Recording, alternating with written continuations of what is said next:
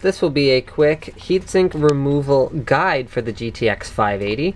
Now there's a reason that I have an empty package for a screwdriver sitting next to it, and that's that I actually had to run out and buy a screwdriver in order to get the heatsink off. So I had to get a Torx number 6, oh no, a T6. It's not, they don't use number for Torx apparently. So I had to go get a T6 bit precision screwdriver because the majority of the screws on the back of this video card actually do use a Torx, which looks like a star if you're not familiar with it.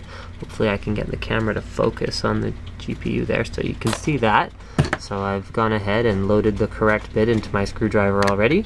So I will put that there, and then that is how I will remove all the screws from the back. So you don't have to remove the screws on the shroud, like here. You only have to remove all the little screws on the back, including the Phillips head ones here, and that is how we will remove it, so bear with me in a moment. So if you just want to replace the stock thermal compound with something else, this is about as far as you go. So you can see here the GF110 GPU is right there, and then that's its corresponding cooling plate on the other side. So I actually want to take the cooler apart, which means I'm going to have to delve in a little bit further. So I'm going to have to start undoing some of these other screws in here because I want to have a look at the vapor chamber cooler that is responsible for keeping the GTX 580 so cool at idle as well as under load. Now, something to be aware of is if you are replacing your stock thermal compound, I guess that we could call this like a thermal compound removal guide too. So, you know, two birds with one stone. You should use like something lint-free to wipe all of the thermal compound off of both surfaces. Use some 99% isopropyl or rubbing alcohol to remove everything. Put on your new thermal compound, bearing in mind you should apply quite a bit more to a GPU than you would to a CPU because it's a very large area. It's got a big heat spreader on it. You want to make sure it's covered, and then you'd put it back on. Now, do not replace the pads on the RAM or any of the VRM because they are not thin. They are not intended. So you can, oh, you're not really going to be able to see that, are you? You can kind of see they actually have some depth to them. The reason for that is there are manufacturing tolerances when they're affixing all of these components to the PCB, so they're not always going to be at exactly the same height. You need a little bit of variance in terms of where they make contact, so that is why they do use a thicker pad for those parts. So completely disassembling the cooler from that point was actually the simplest step. All I had to do was remove, how many are there? 7 screws.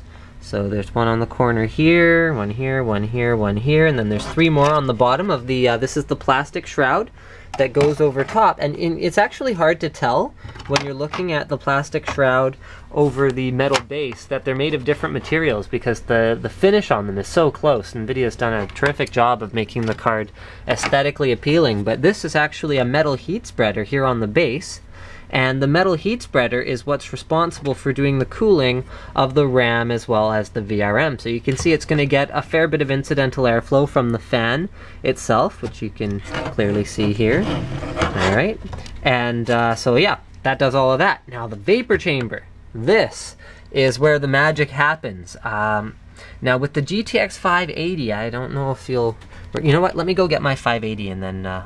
So there's my 480 for contrast. You can kind of see inside where it's got a similar fin arrangement, and then it's got these 5 massive heat pipes that are carrying heat away from where the GPU is located, right there, to the aluminum fins. So the vapor chamber is actually a fairly similar technology to a heat pipe in that you're basically using a gaseous, liquidy substance inside. Sometimes it's water, sometimes it's something else, and you've got it at a very, very low pressure in there, which allows it to basically boil at with very little heat input, and then it will evaporate away, and then it'll find a cooler part of the vapor chamber, or in this case a heat pipe, so it'll go away from the hot GPU, come up to the cooler aluminum fins, which are being cooled by the fan, then it'll turn back into a liquid, and it'll be wicked away by the inside of the heat pipe back down to the GPU. So the vapor chamber works similarly, except that it's kind of like a big, huge, flat, thin heat pipe. So it takes all the heat from the GPU right here, and disperses it very evenly over this big surface area. So then NVIDIA throws some aluminum fins on there, and boom, you've got a very potent cooler. Now, vapor chambers are, at this time, more expensive than implementing heat pipes, but it is, from what we can see, a more elegant solution overall.